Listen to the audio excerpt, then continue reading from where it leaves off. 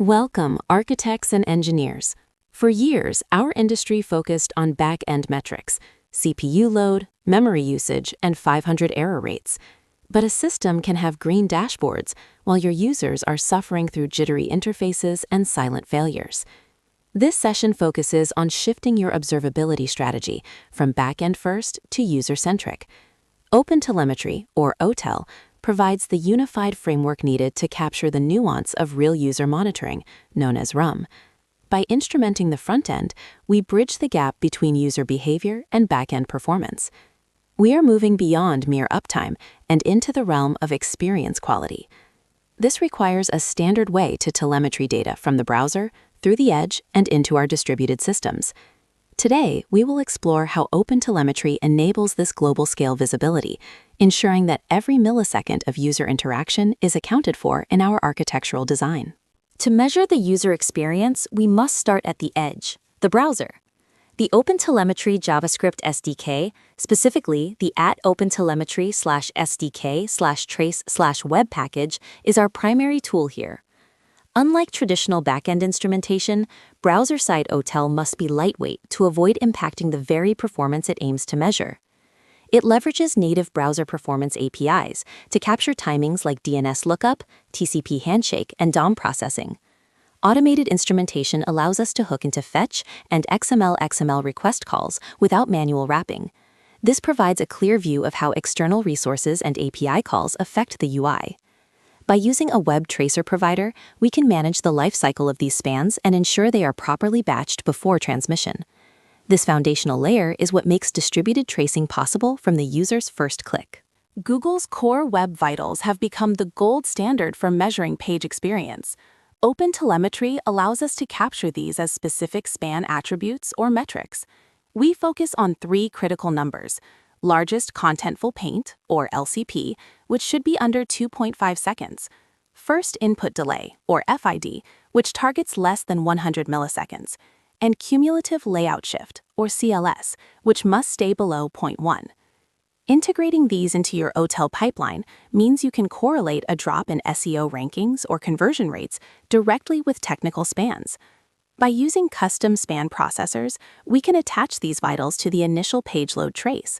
This creates a data-rich environment where infrastructure engineers can see how a slow database query in US East might be causing an LCP spike for a user in Singapore. This is the power of quantitative UX measurement. The true magic of OpenTelemetry in a global architecture is context propagation. This is the mechanism that links a front-end button click to a specific back-end microservice trace. We use the W3C trace context standard, specifically the trace parent and trace state headers. When a browser makes an API request, the OTel SDK injects these headers. As the request passes through load balancers, API gateways, and various services, the trace ID remains constant. This allows us to build a full end-to-end correlation map. For senior architects, this means you no longer have to guess which service caused a front-end timeout. You can follow the trace parent header across 50 different microservices to find the exact bottleneck.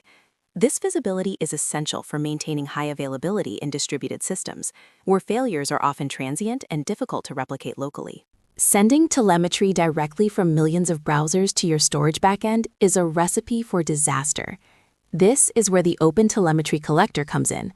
In a high-scale environment, the collector acts as a buffer and processor. It handles three main stages: receivers, processors, and exporters. To optimize for throughput, we utilize batching processors to group spans together before sending them off. This reduces the overhead of per-request networking. Furthermore, the collector allows us to perform tail-based sampling. Instead of making a sampling decision at the start of a request, we can wait until the entire trace is finished. If a trace contains an error or high latency, we ensure it is saved, while discarding 99% of the perfect traces to save on storage costs. This ensures our observability remains cost-effective and performant at scale. For global systems, a single centralized collector is a single point of failure and a source of latency. We must deploy regional OTel collectors.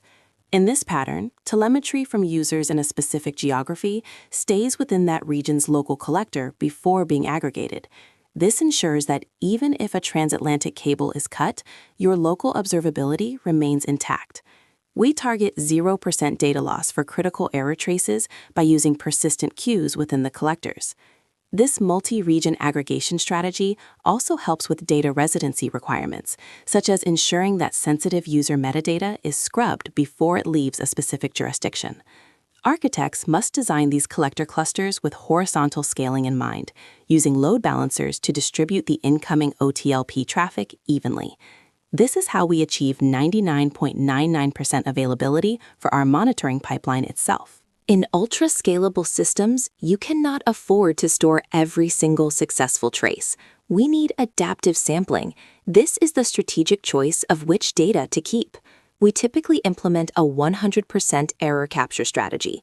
Every trace that results in a 4xx or 5xx error or exceeds a specific latency threshold, say 2 seconds, is recorded. For the millions of successful fast requests, we use probabilistic sampling, perhaps only keeping 1% or 0.1%. This gives us enough data for statistical significance without drowning in storage costs. By configuring these rules in the OTel collector's processors, we can dynamically adjust sampling rates based on system health. If an outage is detected, the system can automatically pivot to 100% capture for the affected services. This intelligent filtering is what separates basic monitoring from advanced, scale-aware observability. Data is useless without visualization. Once the OTel data reaches our backend, we generate P95 and P99 latency maps. These percentiles are far more important than averages, as they represent the experience of your most frustrated users. We also look at span event annotations. These are time-stamped markers within a trace that indicate when specific UI events occurred, such as button clicked or image loaded. Waterfall trace visualizations allow engineers to see the exact sequence of events. You can see the browser wait for a CSS file, then execute JavaScript, then finally make a backend request. By correlating these visual representations with business metrics, you can identify if a 500 millisecond delay in P99 latency correlates with a 5% drop in checkout completions. This makes performance a tangible business asset.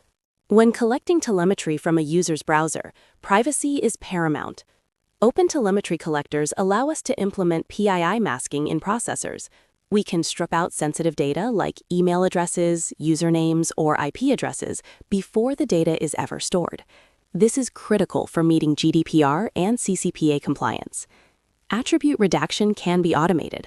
We define a list of sensitive keys, and the collector's transform processor ensures they are replaced with a redacted string. Security also extends to the transmission of data.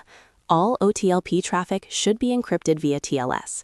By centralizing these security rules in the collector, we ensure that no matter how many front-end developers are adding new instrumentation, our global privacy standards are consistently enforced. This architectural guardrail protects both the user and the organization. To conclude, mastering UX performance with OpenTelemetry is a journey of maturity. Start by standardizing on OpenTelemetry across your entire stack to eliminate data silos. Focus on semantic conventions. Ensure that every team uses the same attribute names for things like http.statuscode or user agent. This consistency is what allows your global dashboards to work. Finally, foster a continuous improvement cycle. Use the data from your OTel traces to set service-level objectives, or SLOs, based on actual user experience, not just server uptime. As senior architects, your goal is to build a system that doesn't just work, but works well for every user, everywhere. OpenTelemetry is the tool that makes this vision a reality. Thank you for your time, and I look forward to seeing your ultra-scalable, user-centric designs in production.